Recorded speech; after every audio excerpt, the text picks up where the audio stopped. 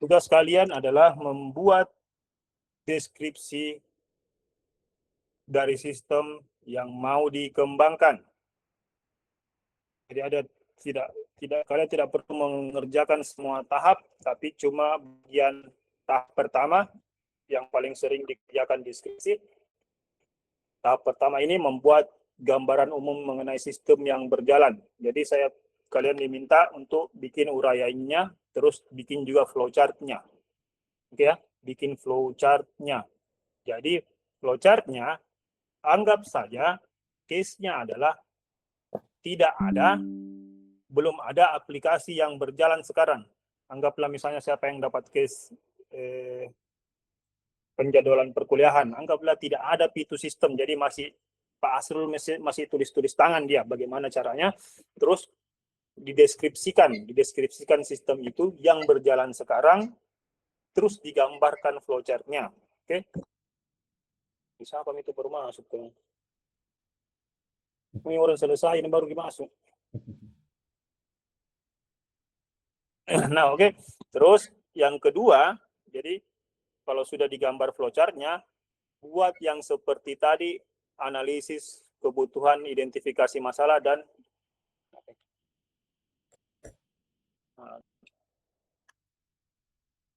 buat yang seperti tadi, yang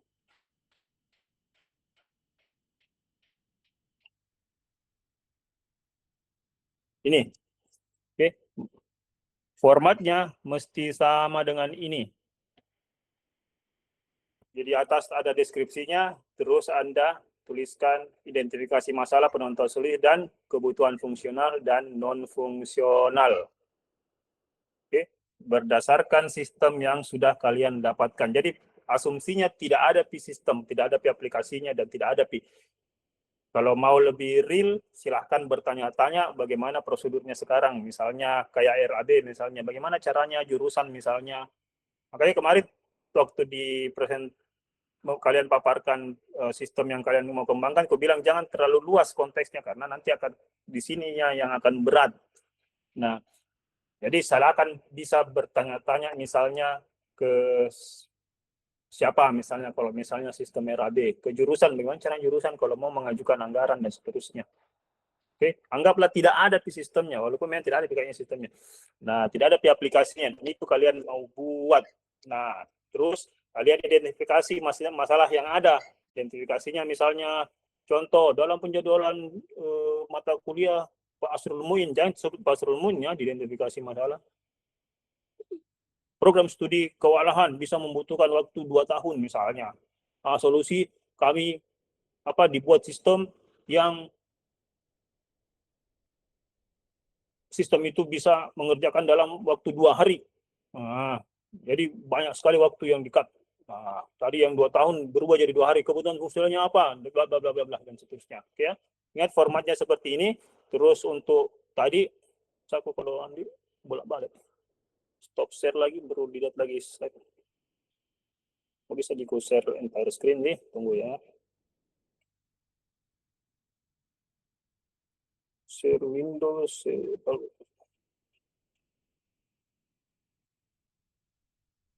Nah, terus untuk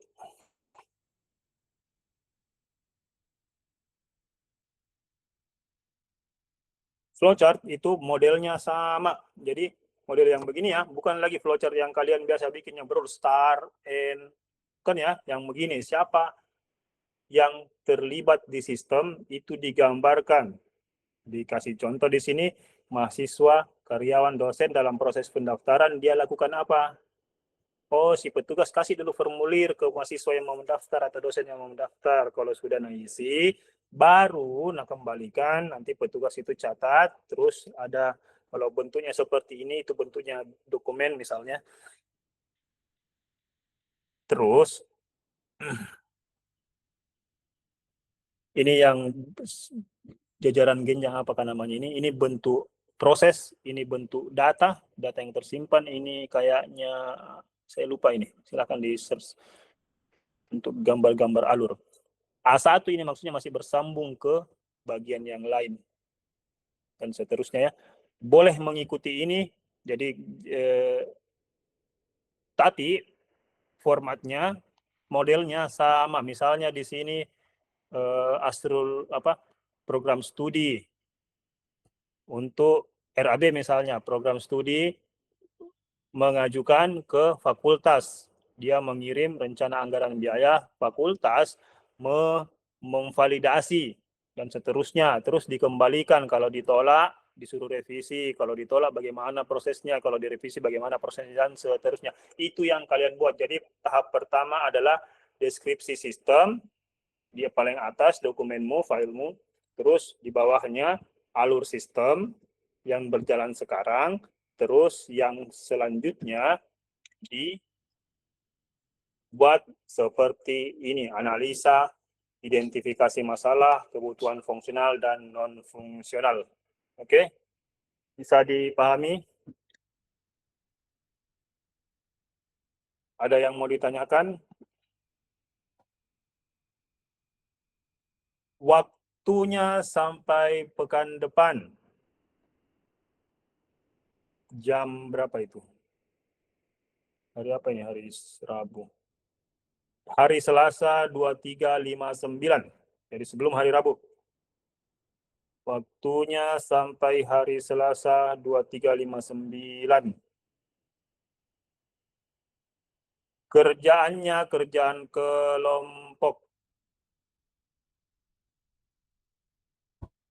Saya share filenya di Lentera.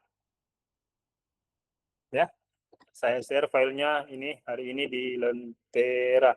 Oke, ada yang mau ditanyakan? Saya sudah mau berakhir perkuliahannya. Pekan depan tolong disampaikan yang tidak sempat hadir itu ujian tengah semester.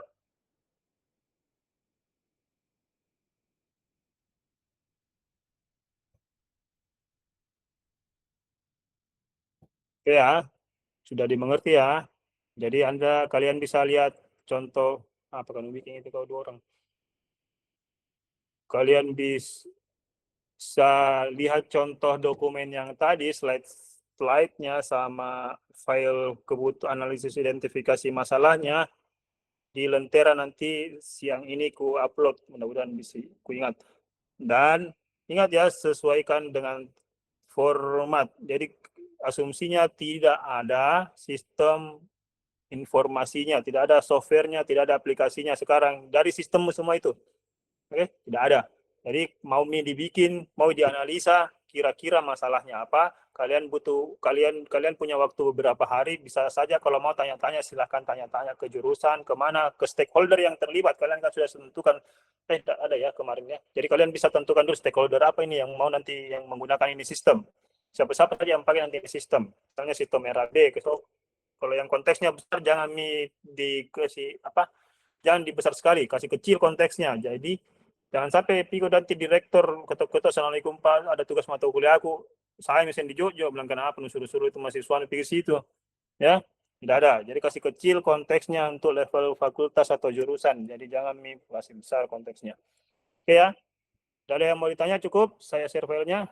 Terima kasih atas kehadirannya. Mohon maaf atas kekurangan dalam penjelasan saya. Silakan dibaca materi yang saya bagikan nanti di Lentera. Terima kasih waktunya. Assalamualaikum warahmatullahi wabarakatuh. Waalaikumsalam warahmatullahi wabarakatuh. Terima kasih, Pak.